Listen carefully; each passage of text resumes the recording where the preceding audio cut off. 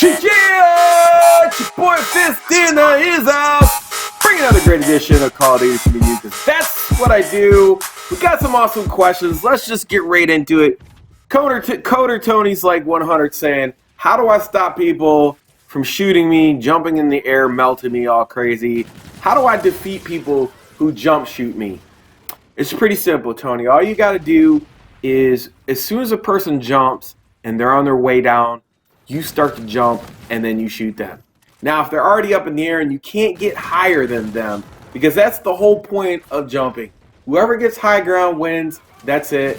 But there is a little way that you can beat somebody. If they're jumping, you want to like just stand there, don't move. I wouldn't say stand there, don't move, but just try to aim at them immediately while they're in the air and shooting them, and just move side to side. It kind of confuses them a little bit, but the main thing is how to beat that is you want to jump right before they start coming down, and as soon as you get higher than them, it's over. Game over. They're done. The next question comes from Mo. What do you gain from watching the kill feed? Well, it's pretty simple. If you're looking at the mini-map and you watch the kill feed, then you know when your teammate's dying, and then you can look in that area. So you could do deductive reasoning. If somebody dies in the kill feed and you know where you're keeping track of your teammates and who's what, you pretty much know how many people are dying, who's getting the most kills. That keeps track of everything, and it gives you a little bit more insight as to what's going on. Stab10 says, hey, can you talk about some of the perks, payloads, and other things that are out there, perks and payloads and legendary weapons? So the main thing is this, perks and payloads, you want to look at what is going to complement what you are using. If you want to talk more about specifics, about a class, let me know in the comments about a specific class, and we'll talk about the loadouts and the perks and how to use that. Legendary weapons, all I can tell you is just build up your salvage and then pick the weapon that you want. You might have to grind a little while, but that's okay. That's just the game. It's $20 on Amazon. If you want to buy them, you can. You could buy COD points and just buy legendary weapons if you're lucky. Man attacks like, man, Fist, why do I keep getting shot in the back, player? So that's really simple. I'm going to give you some top pointers of not getting shot in the back in any Call of Duty you ever play from here on out.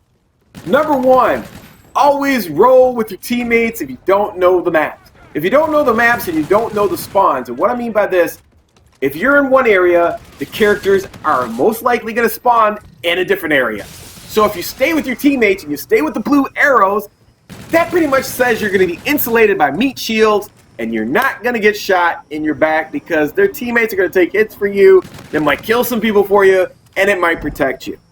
Now, some of the other things that can help you from getting shot in the back are a UAV, counter UAV, and advanced UAV. Those are some of the streaks that you should be using. They're low streaks, they help your teammates, and they block your enemy from seeing where you're at. So you're forcing them to use specific perks and setups so they could see you. Your tracker or hardwire, things of that nature. Another more advanced situation would be using Vulture. Maybe maybe you're away from your team and you're trying to go for those kills and you're trying to get the nuke. Well, you need something to protect you over the top of your head. The Vulture is semi-okay, but I would probably go for a counter UAV over the Vulture. It just all depends on your play style on that situation. But at the end of the day, like I was saying, you want to make sure that you know where the spawns are, roll with your teammates, use them as meat shields, and lastly, perks. You might want to try Ghost and Dead Silence. Those are two for sure things you want to have. Because if you wind up in enemy territory and you're away from your team, then guess what? They're going to hear you coming if you don't have Dead Silence and you're pretty much a sitting duck. I don't care how good you are in a fight. You could be the baddest dude in the world, Mayweather, McGregor. You're not going to beat 4 or 5 dudes. You might beat 2, but you're not going to beat 4 or 5. So don't put yourself in that situation. Always roll with your team unless you're going for something like a nuke or kill streaks. Then you got to start beefing up and becoming a heavier character with the score streaks that surround you in doing so. So those are the things those are my tips from me to you that helps you all the way across the board in all the games. And so now we're just moving right along here. Movement. Movement is the key to this game. So all I can tell you is that, $20 is pretty cheap through Amazon. And I suspect we're going to see a lot more players. Here I made a mistake. And I missed it because he teleported forward. I had him. I was looking out of my peripheral, and then boom. Just as I was looking on the right-hand side, he fast forward and out of my peripheral. So it really sucks in this game because you got like a 35 angle view or something. It's really small. It's not like you're a human. You got a 180-degree view. So that's really important. You gotta make sure you keep everything in front of you. That's another important point. Use the walls right here. You can see me. That's another. Everybody is always going to be watching you for you on the ground.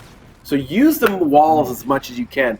All the characters have the advanced movement built in. Some just a little bit more than others, and that's when you get a little bit more advanced. So my vulture. See now, look at that. I just slid right past him. I didn't slide, but I just stepped to the side because I knew he was going to run through the door. And then I jumped here. Always try to stay in the air as much as possible because people are going to have to stop and aim at you. If they're not already aiming at you, most of people who are standing from the ground won't move at all when they're shooting at you, and that's when they're a dead duck. So you got to move side to side. If you're standing there, if you catch somebody catches you in the air, try to slide underneath them and then pop back up and reverse back up in the air. I mean, that's the only other option that I can give you on that. I mean, another thing too would be jump up in the air if they're right underneath you and try to elbow them, and you might get the kill. Couple bullets, like that's you'll catch them and kill them. So those are some of the things here. Bouncing off the wall, check. And I checked the wrong way. It's 50-50. Lost the battle. Thought my vulture was going to protect me there. A little bit more of an advanced situation. And then just moving forward, using this weapon. Sometimes you might want to use it for more stealth ability, using a silencer. Obviously, that's going to take down your damage. So, what are the trade-offs there? Depending on what type of players you're playing at the time, you have to make those calls. The great thing about this game that every other Call of Duty has never had is the ability, and I haven't gotten this far, but I've noticed no one using this, and that's the ability to throw and shoot at the same time. If you have the skills, and this is what I'm saying, this game is super deep and awesome, because now you can have the ability to use the rocket that you could throw in one hand and shoot in the other. So if you can catch somebody and hit them with that rocket, oh my God, it's awesome.